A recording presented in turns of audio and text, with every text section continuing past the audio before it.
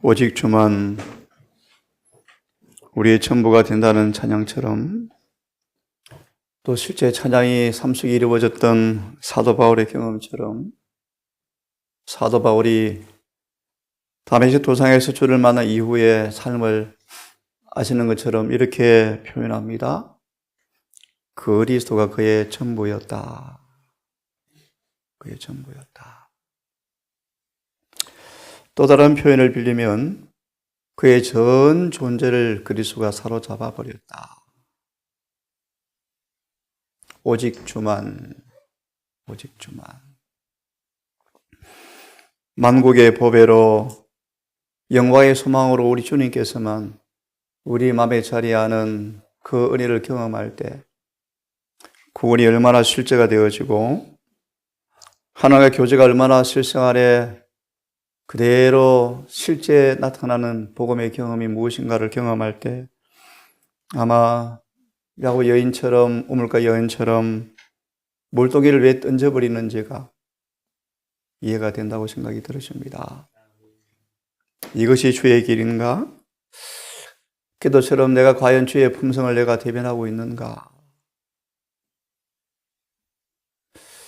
철저하게 죄인임을 인정하고 정말 용서를 구하는 간절한 그 기도, 세리의 기도가 우리 기도가 되셔야 돼요. 내가 정말 의로운가?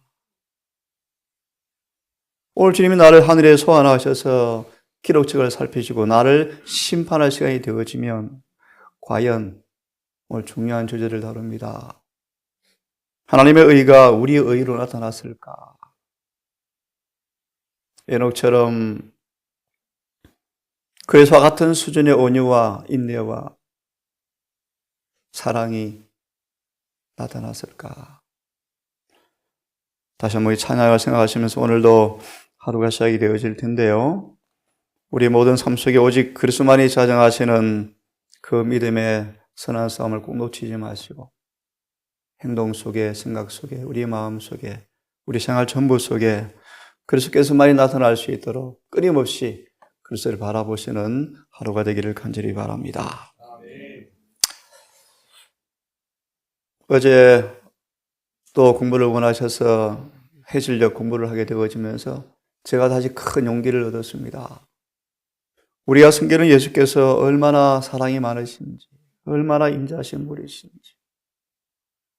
너무 잘 아시는 것처럼 잃어버린 양과 잃어버린 드라크마와 탕자를 통하여서 죄를 영접하시는 예수께서 어떤 분이신가를 세세하게 살펴보면서 다시 한번 용기와 또 격려가 되어지고 힘이 되어지고요. 정말 그분을 사랑하지 않을 수밖에 없는 그분의 또 사랑의 품성을 생각하게 되는 시간이어서 감사했습니다. 사도 바울은 라오디가 교인들을 그렇게 보고 싶었답니다. 왜냐하면 이는 너희가 저희로 바울이 용기와 위로를 얻고 사랑 안에서 모든 성도가 연합하여 하나님에 대한 이해, 복음에 대한 이해, 모든 깊이와 넓이와 높이 부여에 이르러서 하나님의 비밀, 그리스도, 그렇죠? 그리스도 경건의 비밀, 하나님의 비밀. 어떻게 타락한 육체 안에서 죄가 거쳐버리는지, 경건이 나타나는지, 어떻게 4,000년간 타락한 인간의 육체 아래에서 율법이 생활화되어지는 그 의가 실현되어지는지 이것이 바로 하나님의 비밀이었다. 그 비밀이 그리스도를 통해서 공개되어 버렸다. 영광의 소망이신 예수님을 우리 안에 모시면 그 안에 지혜와 지식의 모든 보화가 감추어져 있을 텐데 지식, 자신의 지식으로 많은 사람들을 의롭게 하겠다. 우리 끊임없이 그리스도를 바라보고 그분의 의를 마음의 첫째 자리에 모시지 아니하면 많은 것을 잃어버릴 것이다 그랬죠. 종교적 열심이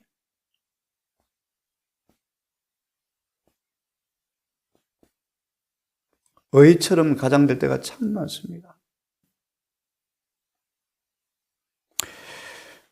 그리스도가 뭔지 이 시간 좀 깊이 볼 텐데요. 보기 전 지난주 본 마지막 말씀을 다시 보고 오늘은 예레미야에게 물어보아라 라는 말씀을 공부하겠습니다. 그리스도인들은 고린도전서 4장의 말씀으로 기억합니다. 온 우주가 지켜보는 구경거리죠, 구경거리. 지구는 우주의 교과서죠. 왜요? 너무나 기묘한 품성을 가졌다.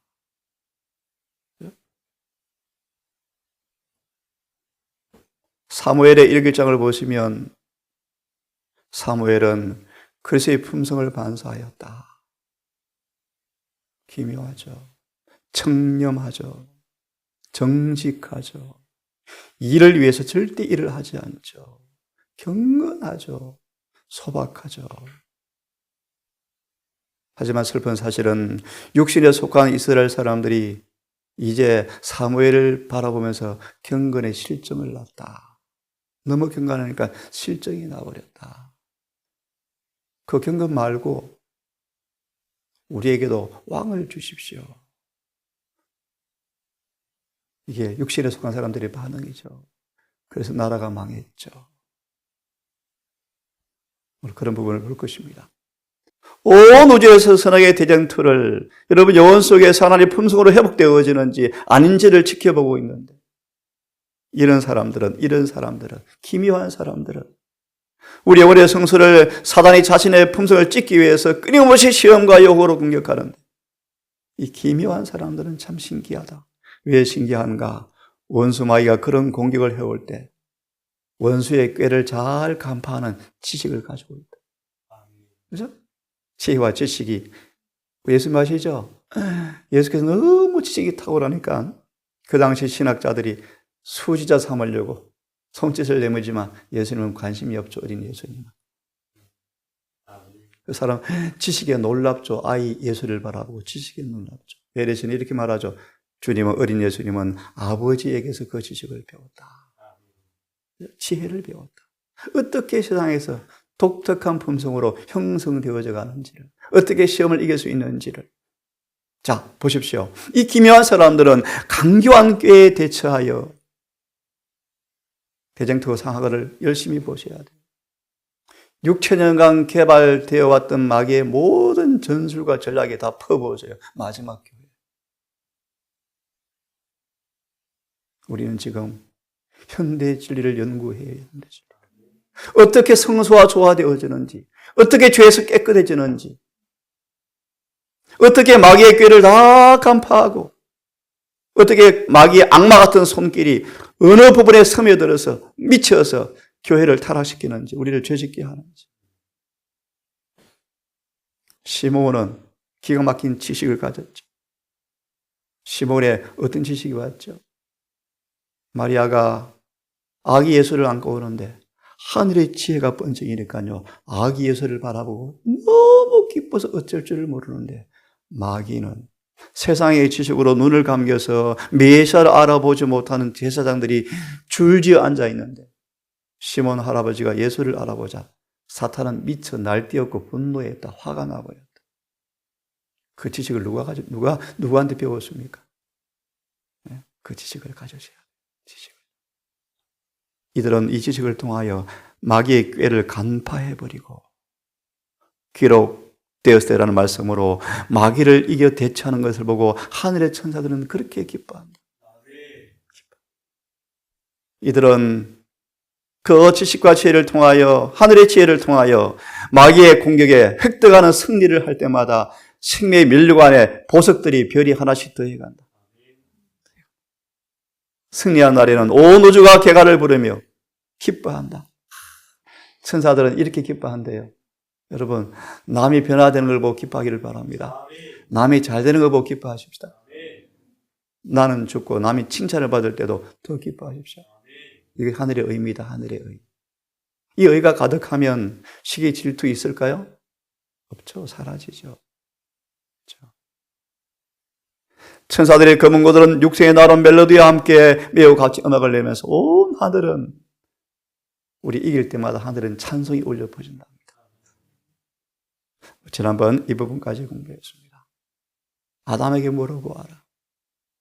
뱀의 머리를 상하게 할 여인의 후손이다. 영원한 복음이죠. 양을 제사드리는 아담과 하와를 바라보면서 사단은 두려웠대요. 내가 저들을 지배하는 세력이 깨어지겠구나. 저들을 더 이상 다스리지 못할 은혜가 임하고 있구나. 뭐 할 때요? 희생양을 드리는 아담과 하와를 바라보면서 사단이 작전을 만들었죠. 이걸 껍데기로 만들자, 껍데기로. 실제를 빼버리자. 예수님 오실 때 그들은 양을 잡아 죽이는데 뭐처럼 하였다? 연극처럼 하였다. 성공해버렸죠. 그 다음 누구한테 물어볼까요? 아브라함한테 아브라함한테. 아브라함이 배은망덕한 주가 롯을 구원하고 와서 승리하고 왔는데 집에 돌아오니까 걱정이 살 밀려옵니다. 내가 패배시켰던 원수들이 나를 쳐들어와 죽이면 자식이 없으면 어떡하지? 그 장면이죠. 물론 돌아오는 길에 이제 이 장면이 나왔습니다. 살림하고 얼마 나죠? 11조를 바치죠. 네. 그분은 살림왕 멜기세덱, 평화의 왕이다. 그 다음 누굽니까? 야곱에게 좀 물어봐라. 뭐라고 얘기합니까? 실로, 평강의 왕이다. 왜 야곱은 그런 얘기를 할까요? 야곱은요, 20년간 파란만장한 삶을 살았어요. 그죠? 야복 강가에서 해가 뜰 때 이름이 바뀌는데요. 얼굴에 환한 영광이 변사하죠. 만년에는 평강이 있었다. 그분이 누구라고요? 실로다. 그 다음 누구한테 물어볼까요?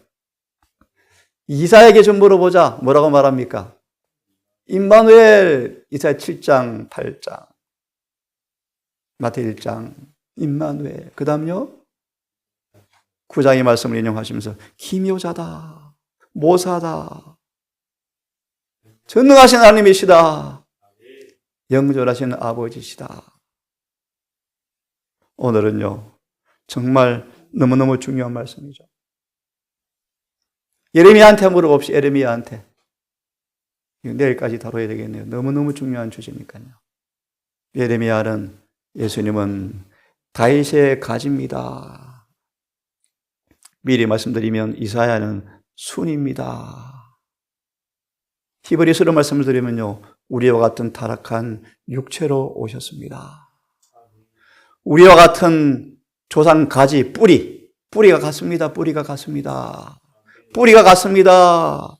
혈과 육을 똑같이 입고 오셨습니다. 그분이 우리의 의가 되십니다.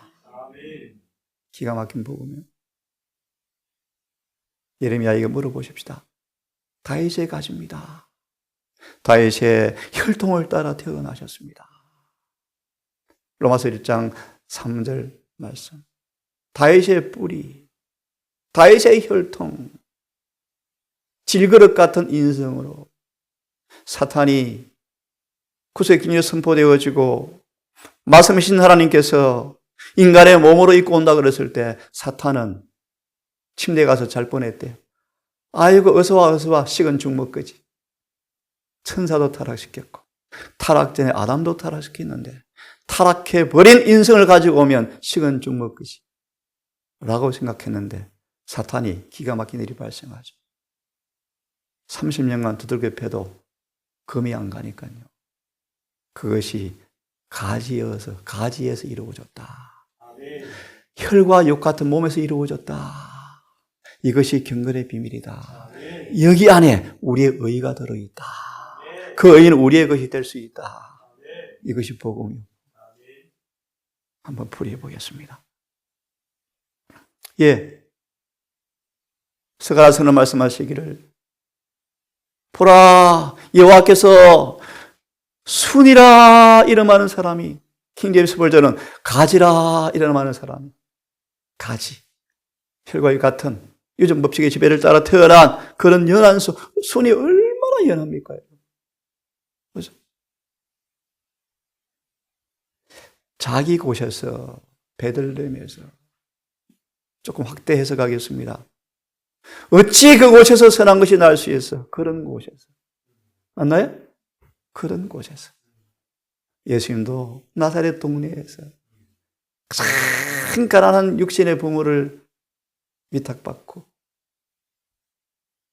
자기 곳에서 도단나서 그 사람들이 못 알아보죠. 연한 손으로 도단하니까 못 알아보죠. 연한 손 갖고 사람들이 못 알아봐요. 30년을 베들레헴의 언덕길을 오다니도 사람들은 못 알아봐요. 그건 연한 손이었죠. 근데 도단나서 뭐하고 계셨는가 30년간 여호와의 전을 건축하셨다. 네? 이해되십니까? 좀 더 예리심 보여드릴 텐데요. 어떻게 인간이 믿음과 순종으로 다시 하나님의 성전의 거처로 날마다 의롭게 지어져가는 죄를 친히 품성을 이루셨다. 하나님의 전으로 건축되었다 자신도. 그런 건물께서 이제 여기에 시대소망을 다 넣으면 돼, 이 안에. 이제 예수를 믿는 여러분 속에서 그분이 이제 여호와의 전을 건축하겠다. 그런 뜻입니다. 네. 그래서 하나님께서 여러분의 변화를 바라보면서 기쁘다, 영광도 없고 우리를 다스려 줄 것이다.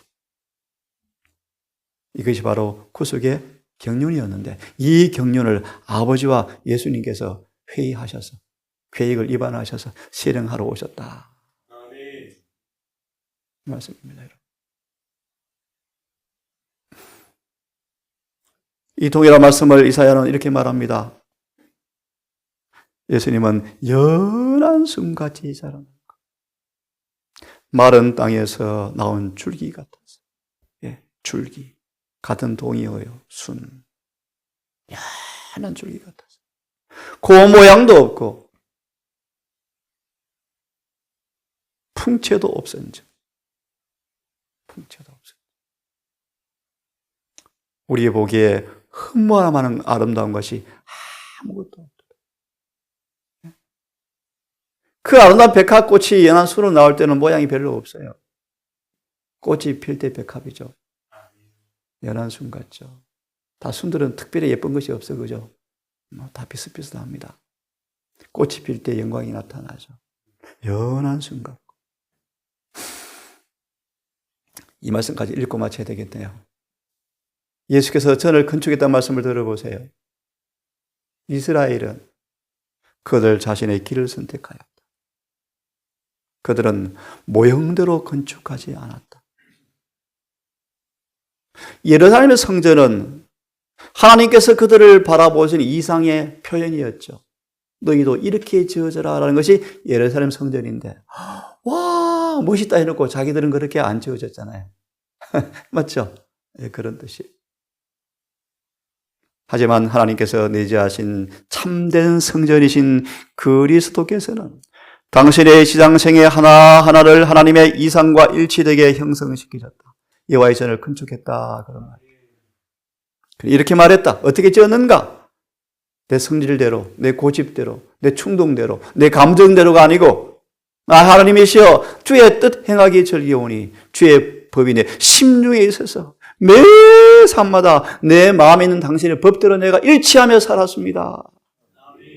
설계 도면도로 살았습니다. 그런 뜻이. 우리의 품성도 이제 그처럼 예수께서는 충고자로서 그의 후계자를 보내셔서 건축가, 성령, 이른 비, 늦은 비 성령을 보내셔서 성령 안에서 여러분들을 자신처럼 하나님의 거하실 처소가 되게 하기 위하여 짓는 분이 지금 중보자시다. 그런 말입니다. 우리 또한 예수님처럼 본을 쫓아서 베드로전서 2장 보았죠? 22절. 그 본은 너희를 위하여 고난을 받으사 너희에게 본을 끼쳐서 그 자체를 따라오게 하신 그리스도. 예레미야는 이분이 바로 뭐다? 다윗의 가지요. 여호와 우리의 의가 되시는 분이시다.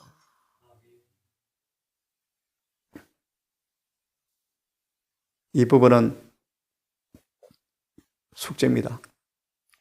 펴서 읽어보십시오. 기가 막힌 얘기입니다. 스가랴 6장 13절을 기가 막히게 풀어넣었죠. 기가 막히게. 설명으로 마칩니다. 방금 보았습니다. 어떻게 예수님께서 중보자의 본질이 뭔가? 오늘 말씀을 연결시켜서 끝내겠습니다. 지금 하늘의 중보자가 뭐 하시는가? 당신의 의로 성전을 정결케 한다는 말이 무슨 말인가? 믿음으로 당신을 따라서 지성소로 들어오는 사람들 영혼을 여호와의 성전으로 건축을 마무리하고 계신다, 그런 뜻이에요. 지금 예수님께서 믿음으로 자신을 따라 성소로 들어오는 사람들 영혼에 하나님께서 거하는 성전으로 건축하는 일을 지금 마무리 공사하고 있다, 그런 뜻이에요. 이게 이 본문의 말씀이에요. 다시 읽어보십시오. 그래서 드디어 십계명이 딱 마음에 고정되어지면 지성소 나오셔요. 다 끝났다. 이게 히브리 10장 18절이에요. 여러분, 오늘도 우리 안에 가는 성령의 작동하심을 따라서 건축공을 따라서 바울처럼 힘써 즐겨 순복함으로 다윗의 뿌리, 다윗의 가지, 여호와 우리의 의가 우리 같은 타락한 질그릇 같은 육신 안에서 육체 안에 나타난 그 의가 우리 의가 되어지는 하루가 되기를 간절히 바랍니다. 아멘. 기도합시다.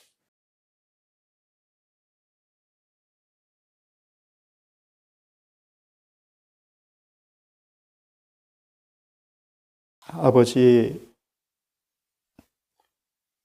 다윗의 가지 의미를 생각해 보며 엄청난 우리의 소망과 빛이 있음을 감사하고 주 앞에 얼굴도 들 수 없는 세리와도 못한 우리 죄인들이지만 우리에게도 희망을 주시고 소망으로 주님 찾아오셔서 우리를 회개시키시며 우리 안에 활기찬 성령의 역사를 따라서 여호와 우리의 의가 우리 의로 나타나는 날마다 은혜를 잊게 하신 아버지, 참으로 감사합니다. 바울처럼 주님 외에 아무것도 없는 사람 되기를 원합니다. 오늘 찬미처럼 오직 주만 내 생각 속에 머물고 내 생활 전부가 되고 싶습니다. 자아는 비켜지고 자아는 퇴위당하고 내 고집과 성벽과 성향은 물러나버리고 주님의 의만 내 마음에 자리하여 우리 온 전신을 감화하기를 진짜로 소망합니다. 우리를 지배하여 주시옵소서. 오늘도 성령께서 우리 안에 내재하셔서 우리의 사상과 욕망까지 붙들어 주셔서 우리 주님의 삶처럼 내 뜻으로 살지 말게 하옵시며 아버지의 법이 내 심정에 싸우니 늘 주의 뜻 행하는 것이 즐거운 주의 고백이 우리의 고백되게 하셔서 이사야 54장처럼 주님의 의가 내 의로 나타나서 어떤 사탄의 공격에도 무너지지 않는 개가를 부리는 승리하는 기묘한 사람으로 서게 해 주시옵소서. 아멘. 말씀을 너무 사모하며 가슴이 터지듯이 진리를 앙망하는 한 딸을 이곳에 보내셔서 또 며칠 보내고 영혼을 위해서 또 선택하는 이 여인의 순조의 길에 아버지 합의하시면 인간의 충동과 감정이 아닌 성령의 뜻대로 움직이게 하셔서 그의 삶 속에 하늘의 뜻이 이루어지는 성전으로 지어지는 행복한 딸 되게 해 주시옵소서. 오늘 먼 길 갑니다. 외롭지 않게 하시고 용기 주시고 천사가 동행해 주시며 남편을 위해서 많이 기도하여 잃어버린 드라카마를 찾기 위해서 이 여인의 등불을 켜고 손에 비를 들고 열심히 썰어서 이곳에 오기 전 남편도 많이 영적으로 자라게 하셔서 이곳에 아버지 부합하시면 함께 더불어 하늘 성전으로 지어져가는 그 봉사일에 헌신할 수 있도록 인도하여 주시옵소서. 오늘 함께하지 못하지만 온라인으로 이곳저곳에서 말씀을 참여하는 주의 종들이 있사오니 동일한 은혜로 함께해 주셔서 이 하나도 해가 지도록 여호와 우리 의가 되신 주님을 꼭 붙잡고 성령 안에서 함께 젖어가는 행복한 하루가 되게 하시기를 예수님의 이름으로 기도드리옵나이다. 아멘.